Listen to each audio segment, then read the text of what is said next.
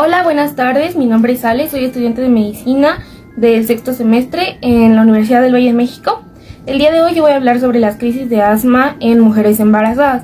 El principal objetivo de este trabajo es entender las principales modificaciones fisiológicas de la mujer embarazada, sobre todo en la parte del aparato respiratorio, para así poder entender cómo es que les afecta a ellas esta patología y también poder darle un adecuado manejo terapéutico a esta enfermedad y en todo caso pues a sus exacerbaciones en este grupo de pacientes, así como poder llevar a cabo su prevención.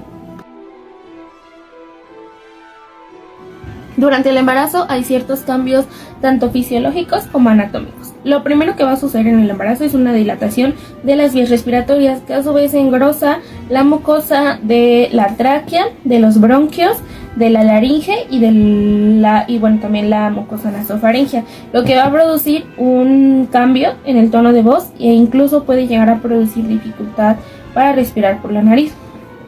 El nivel del diafragma se eleva aproximadamente 4 centímetros al principio del embarazo, y esto se da antes de sufrir la presión del útero en crecimiento. Esto lo que hace es disminuir el volumen residual, ya que los pulmones están relativamente comprimidos durante la expiración. Otra de las modificaciones fisiológicas que hay es que el ángulo subcostal se amplía en casi 2 centímetros cuando el diámetro transverso de la caja torácica aumenta. La circunferencia de la caja torácica durante el embarazo aumenta hasta 6 centímetros, aunque esto no es suficiente para prevenir la disminución del volumen residual del aire en los pulmones que se crea por la elevación del diafragma. Durante el mismo se producen en la gestante una serie de cambios encaminados al adecuado intercambio materno-fetal de gases. Durante el primer trimestre del embarazo hay un aumento del volumen corriente producido por la hiperventilación causada por el aumento de la progesterona, que aumenta la sensibilidad del centro respiratorio al dióxido de carbono por un lado y por el otro lo estimula directamente. Cuando se le realiza a una mujer embarazada una gasometría arterial, se encuentra un aumento en la presión de oxígeno y una disminución en la presión de dióxido de carbono, así como a su vez un aumento del pH de 7.42 a 7.46 que se traduce en una alcalosis fisiológica en el embarazo.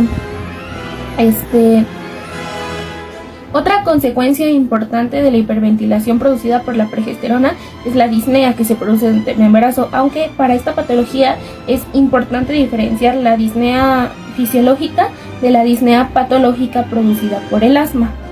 Otra modificación fisiológica que se produce es en relación de los volúmenes pulmonares, en donde hay una disminución del volumen de reserva expiratorio y del volumen residual de aproximadamente hasta el 20%, lo que lleva a una disminución de la capacidad residual funcional. Estos cambios se pueden atribuir a la elevación del diafragma, a modificaciones torácicas e incluso estas modificaciones torácicas dadas por el crecimiento uterino.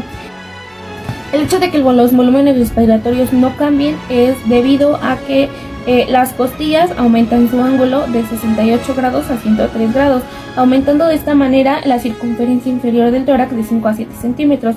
Otra cuestión fisiológica que ocurre durante el embarazo es el aumento de la congestión nasal y las hemorragias nasales. Esto se cree que es por la parte de los estrógenos que aumentan el volumen circulatorio y por la capacidad vasodilatadora de la progesterona. Es importante mencionar que la mecánica de la vía aérea no cambia durante el embarazo.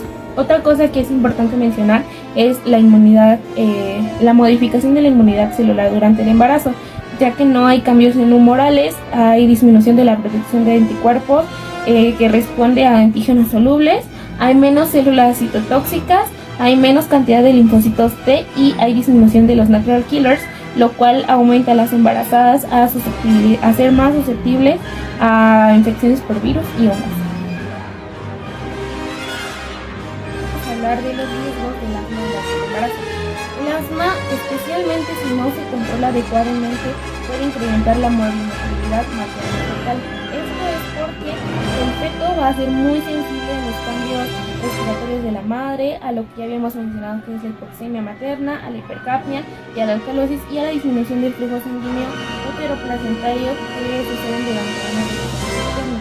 Los riesgos para la madre son pues preeclampsia y diabetes gestacional en madres principalmente que son obesas, hiperemia aguda, hemorragias graves y posparto, desprendimiento de placenta, rotura prematura de membranas, un parto pretérmino y un mayor riesgo de cesárea. Para el feto vamos a tener que tiene el riesgo de tener crecimiento intrauterino retardado, que tenga bajo peso al nacer y pues cierto aumento de la mortalidad perinatal, y después del nacimiento puede que el feto, que ya el bebé tenga hiperbilirubinemia, distrés respiratorio del recién nacido o hemorragia cerebral.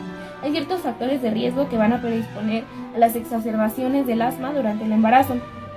Estas exacerbaciones son muy importantes porque se dan en casi todas las personas que sufren de asma, aunque en las mujeres embarazadas pueden llegar incluso a requerir esta hospitalización. Estas exacerbaciones pueden ocurrir durante cualquier momento en el embarazo, no es que durante cierto periodo sean más frecuentes o no, pero generalmente se han observado más en estudios en el segundo trimestre, al final específicamente. Las mujeres con asma grave, como ya lo habíamos comentado, mal controladas, son las que tienen mayor riesgo a sufrir estas exacerbaciones. Y bueno, se cree que, por ejemplo, el reflujo gastroesofágico, sinusitis, la obesidad, el mal control prenatal y especialmente la falta de uso de corticosteroides, que se estigmatiza mucho y generalmente las embarazadas piensan que le pueden llegar a hacer daño a su bebé, contribuyen a este mal control de la enfermedad, lo que lo convierte en factores de riesgo. Y se sabe que 1/3 de las pacientes que sufren exacerbaciones durante el embarazo es porque no utilizan su tratamiento de inhaladores durante el embarazo, por lo mismo de que creen que esto puede llegar a hacerle cierto daño al bebé. Además, hay ciertos estudios que han dicho que hay un mayor número de ingresos, urgencias y consultas que por pacientes que no tienen una buena adherencia al tratamiento. Otro factor que de riesgo es las infecciones respiratorias mal tratadas que están implicadas en la crisis asmática severa contra las que no lo tienen. Bueno, para el diagnóstico, al igual que en cualquier paciente con asma, se realiza a través de las espirometrías, analizando el flujo de oxígeno con o sin inhaladores. Para el tratamiento se debe de llevar de igual manera tanto en embarazadas como en cualquier persona. Se requiere que la paciente siga consumiendo sus inhaladores, generalmente es salbutamol, y se sugiere el uso de ciertos glucocorticoides, agonistas beta-2 adrenérgicos de acción larga o de acción corta, más aparte pues el uso de montelukast para el manejo de alergias, que son los alérgenos, sabemos que son los que principalmente pues nos van a producir estas exacerbaciones del asma. Es importante que la mujer embarazada, fuera de las modificaciones de su estilo de vida que debe ser por el hecho de estar embarazada, no modifique sus actividades, que no intente, que no haga cosas diferentes porque su vía aérea no se modifica. Es importante que, el objetivo principal de las mujeres, del tratamiento de las mujeres embarazadas, es mantener su saturación de oxígeno mayor del 95% del día, mayor del 95% durante el día. Cuando hay una crisis de asma en mujeres embarazadas, se debe de recibir un tratamiento enérgico de una exacerbación durante el embarazo y se debe de tener como en control tanto el neumólogo o quien atienda los problemas respiratorios con su obstetra, ya que la crisis de asma supone un mayor riesgo por el uso de ciertos medicamentos que puedan tener efectos teratogénicos del bebé. Y también pues debemos de evitar durante estas exacerbaciones la hipoxia fetal. El manejo de una emergencia debe monitorearse principalmente la frecuencia cardíaca fetal y se deben de observar desaceleraciones y ausencia de variabilidad. Se debe de mantener una presión de dióxido de carbono, y cuando hay más de 35 milímetros de mercurio indica que hay una retención de dióxido de carbono, y esto puede indicar que hay un fracaso respiratorio inminente. Y antes de prescribir cualquier medicamento a una mujer embarazada, se debe de estudiar y revisar que estos medicamentos que se quieran indicar no tengan antecedentes de efectos teratogénicos para pues evitar problemas en el bebé. El farmacológico que se lleva a las embarazadas es principalmente con salbutamol y bromuro de hiperatropio, que según estudios se ha demostrado que no tiene ningún efecto a largo plazo dentro del feto. Este pues se debe de llevar principalmente por vía inhalada, y pues se debe de mantener a la embarazada en cierto nivel de observación.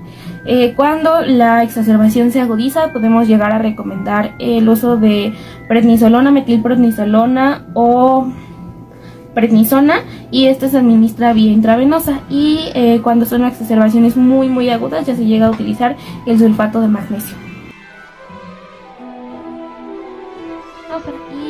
Cuando son exacerbaciones muy agudas, ya se llega a utilizar el sulfato de magnesio. A manera de conclusión, vamos a decir que el asma es una de las enfermedades que más se exacerban durante el embarazo por estas ciertas modificaciones fisiológicas del aparato respiratorio que se llevan para mantener el intercambio gaseoso materno-fetal. Pero lo importante aquí para evitar estos tipos de exacerbaciones es que la madre haya tenido cierto control y manejo de su enfermedad, y que no haya dejado de tomar el tratamiento, y que se deje de estigmatizar que el uso de los medicamentos va a hacer daño al bebé.